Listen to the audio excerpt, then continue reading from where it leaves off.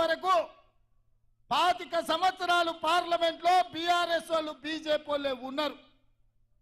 నేను ఇవాళ ఈ జిల్లాలో ఉండే యువకులను, రైతులను, నిరుద్యోగ యువకులను నేను అడుగుతున్నా, మిత్రులారా, ఆనాడు ఇందిరమ్మ తెచ్చిన పరిశ్రమలు తప్ప బిహెచ్ఎల్ కావచ్చు, బీడీఎల్ కావచ్చు, డైనమైట్ ఫ్యాక్టరీ కావచ్చు, ఈక్రిసాట్ కావచ్చు, ఈ ప్రాంతంలో వచ్చిన వేలాది పరిశ్రమలు ఆనాడు ఇందిరమ్మ తెచ్చినవే కదా. 10 ఏళ్ళు ఈ ప్రాంతంలో ముఖ్యమంత్రిగా ఉన్న చంద్రశేఖరరావు ఆర్థిక మంత్రిగా, ఆరోగ్య శాఖ మంత్రిగా, వివిధ శాఖల మంత్రులుగా ఉన్న ఆయన అల్లుడు హరీష్ రావు గారి మెదక్ ప్రాంతానికి ఏమన్నా తీసుకొచ్చిందా అని నేను అడుగుతున్నా. నేను ఇవాళ అడుగుతున్నా, 2014 నుంచి 24 వరకు ముఖ్యమంత్రిగా, మంత్రులుగా, కొత్త ప్రభాకర్ రెడ్డి పార్లమెంట్ సభ్యుడుగా ఈ ప్రాంతానికి ఏమైనా పరిశ్రమలు తెచ్చిండ్రా? ఈ మెదకు ప్రజలు ఏమన్నా బాగుపడ్డారా అని నేను అడుగుతున్నా. మరి ఇవాళ మళ్ళీ సిగ్గు లేకుండా బీజేపీ వాళ్ళు, బీఆర్ఎస్ వాళ్ళు వచ్చి మాకు ఓట్లు వేయండి, మేము ఎలగబెడతాం, మీ ఆకిలి అలుకుతాం, మీకు ముగ్గులేస్తాం, మీ ఇల్లు చక్కదిద్దుతామని అబద్ధాల మాటలతో బయలుదేరి నేను అడుగుతున్న మెదకు పార్లమెంట్ సభ్యుని, మెదకు బీజేపీ నుంచి నిలబడుతున్నా రఘునందన్ రావు, నేను అడుగుతున్నా, దుబ్బాకలో నువ్వు చెప్పినావు కదా ఎమ్మెల్యేగా గెలిపిస్తే నరేంద్ర మోడీతో కొట్లాడి 1000 కోట్ల రూపాయలు తీసుకొచ్చి దుబ్బాకను అభివృద్ధి చేస్తాను కదా. మేమందరం దుబ్బాకకు బస్సులు వేసుకొని వస్తాం, నువ్వు తెచ్చిన నిధులేందో, నరేంద్ర మోడీ ఇచ్చిన పరిశ్రమలేందో దుబ్బాకలో నాకు చూపించమని నేను అడుగుతున్నా. ఇవాళ ఎమ్మెల్యేగా దుబ్బాకలో అక్కడి ప్రజల్ని, అక్కడి రైతులను వంచిస్తే ఆ ప్రాంత ప్రజలు తిరస్కరించిన రఘునందన్ రావు మళ్ళీ రంగు మార్చి మెదకు పార్లమెంట్లో ఓట్లేయమని అడుగుతున్నాడు. నేను అడుగుతున్న, రఘునందన్ రావుకు ఓటేసి ఒకవేళ ఎంపీ అయితే నరేంద్ర మోడీ ప్రధానమంత్రి కాకుండా చంద్రమండలానికి ఏమైనా రాజు అవుతాడా? ఈ 10 ఏళ్ళు నరేంద్ర మోడీ ప్రధానమంత్రిగా ఉన్నాడు కదా, ఈ మెదకు ప్రాంతానికి ఒక్క పరిశ్రమ అయినా ఇచ్చిండా అని చెప్పి నేను బీజేపీ నాయకులను అడుగుతున్నా. నేను సూటిగా సవాలు విసురుతున్నా. ఇవాళ బీజేపీ బీఆర్ఎస్ వాళ్ళకు మా మిత్రుడు చెప్తున్నాడు, పద్మశాలీల మీద జిఎస్టీ తీసుకొచ్చి ఇవాళ చేనేత పరిశ్రమను కుప్పగూల్చిండు, చిన్న పరిశ్రమలు అన్ని కూడా మూతపడ్డాయి అని చెప్పి ఇక్కడ ఒక నిరుద్యోగ యువకుడు చెప్తున్నాడు.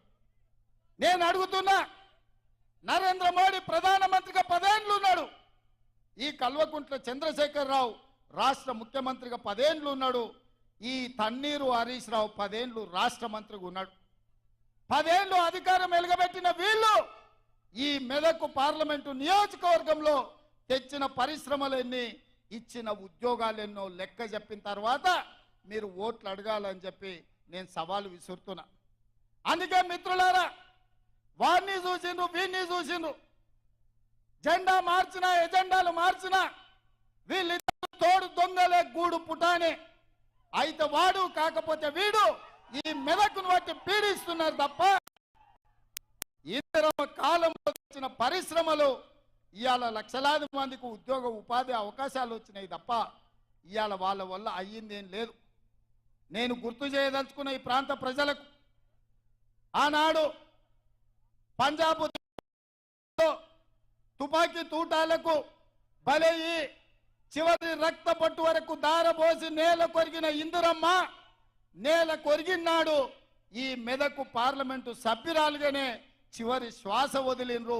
ఈ సంగతి మరవద్దు మెదకు బిడ్డలు.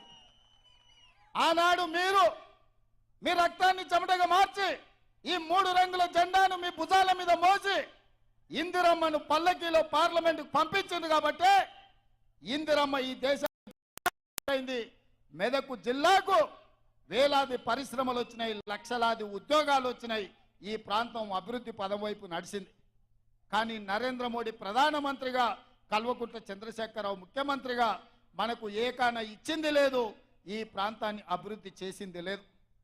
అందుకే మిత్రులారా, ఇవాళ చంద్రశేఖరరావు పని అయిపోయింది, ఆయన లేవలేకుండా పడ్డాడు.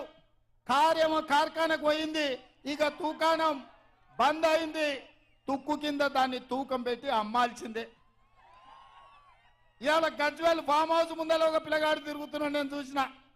వాడు ఒకటే స్లోగన్ ఎత్తుకున్నాడు, పాత సామాన్లు కొంటాం, పాత సామాన్లు కొంటామని.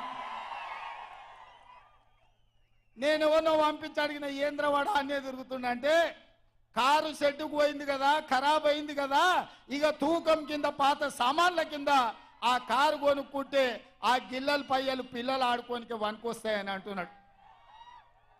అందుకే ఇవాళ కేసీఆర్ నౌకరు పోయి నడుము ఇరిగి పార్టీ ఓడి ఏం చెప్పాలో తెలియక పిట్టల ద్వారా ఇంట్లో కూర్చొని పిలిపించుకొని భజన సంఘం ముందల ఇవాళ కాంగ్రెస్ పార్టీ అయిపోయింది అంటుండు.